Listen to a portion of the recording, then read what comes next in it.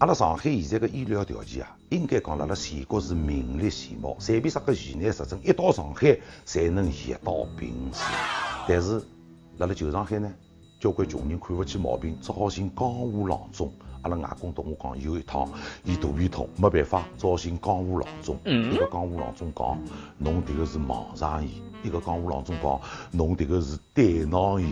两个江湖郎中辣辣马路浪向翻锅子，结果拿了外公只扁桃腺割脱了。迭个真个吓人啊！所以有毛病一定要到医院里去看。侬像我昨日只胃痛，哎呦，痛得来难过了不得了。迭个辰光阿青啊，伊就拨我2片药，伊讲迭个药吃下去，侬只胃马上不痛了。我2片药哒哒吃下去，还是痛啊，痛得来难过了不得了。迭个辰光阿青就讲了，